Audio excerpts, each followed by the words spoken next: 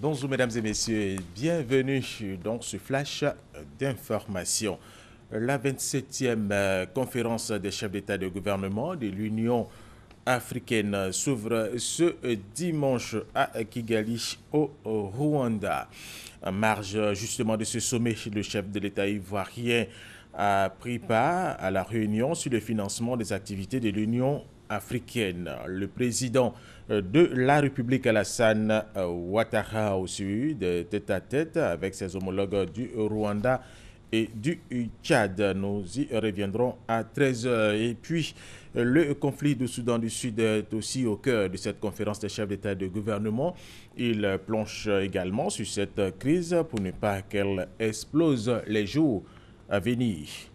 Ici, en Côte d'Ivoire, le ministre du Tourisme Roger Kakou a inauguré hier samedi le centre artisanal des potiers de Tanou Sakassou. Ce centre dispose désormais de 3 bâtiments flambants neufs. Ils ont été réalisés par le Fonds de développement touristique à la suite d'un incendie qui a ravagé l'ancien. Charles Tatou, RTI Boaké. Tanou Sakassou, dans la commune de Boaké, après le passage de l'incendie au centre artisanal des potières du village.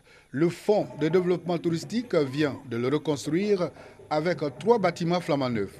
Un atelier de conception et de modélage d'argile rentrant dans la fabrication d'objets.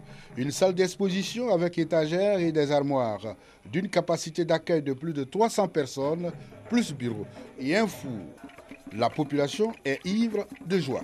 Maintenant que tout est rétabli, on espère qu'on va atteindre notre vitesse de croisière. Le ministre du Tourisme, Roger Kakou, et les autorités locales y ont effectué le déplacement pour l'inauguration. Une projection de diapos pour comprendre l'ampleur des dégâts causés par l'incendie et les efforts consentis par le ministère du Tourisme. Occasion donc pour les élus et cadres de louer l'action du gouvernement en faveur des artisans de leur région. Pour le ministre du Tourisme, Roger Kakou, le secteur touristique est en progression avec une contribution de 4,8% au PIB national. Cependant, indique le ministre, les efforts doivent se poursuivre afin que ce secteur devienne un véritable pourvoyeur d'emplois. L'une de mes ambitions fortes, booster le tourisme interne. Aujourd'hui, Tanou Sakassou a bénéficié du concours du FDT, du Fonds de développement touristique. Demain, ce sera au tour de la région du Poro d'être appuyé. Et il en sera ainsi dans toutes les régions selon les moyens dont nous disposerons. Coupure du ruban et visite guidée des nouveaux bâtiments ont ponctué la cérémonie. La police criminelle ivoirienne a démantelé un gang qui serait auteur de plusieurs vols à main armée des véhicules qu'il revendait dans les pays de la sous-région. Un chef d'entreprise a fait les frais de ce gang qui, après l'avoir dépossédé de son véhicule, l'aurait conduit dans la forêt du Banco pour le séquestrer. La Sierra Leone a levé vendredi l'obligation de prélever des échantillons sur toutes les personnes décédées. Le test imposé pour ne laisser échapper aucun cas d'Ebola un peu plus d'un mois après la fin officielle de l'épidémie en Afrique de l'Ouest. L'épidémie d'Ebola a été déclarée terminée en Afrique de l'Ouest justement le 9 juin dernier.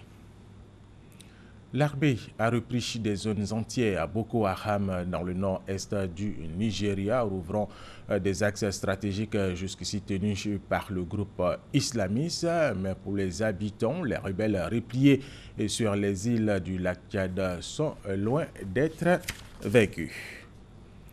Des milliers de partisans du président Recep Tayyip Erdogan se sont réunis hier samedi en début de soirée à Istanbul pour lui confirmer le soutien après l'échec d'un coup d'État d'un groupe de militaires. Il a participé au rassemblement face à la foule. Il a demandé au président américain Barack Obama d'extrader son vieil adversaire Fethullah Gülen qui vit aux États-Unis d'Amérique. Il a aussi parlé d'un retour de la peine de mort en Turquie, rappelant que Fethullah Gülen a nié toute implication dans ce putsch manqué.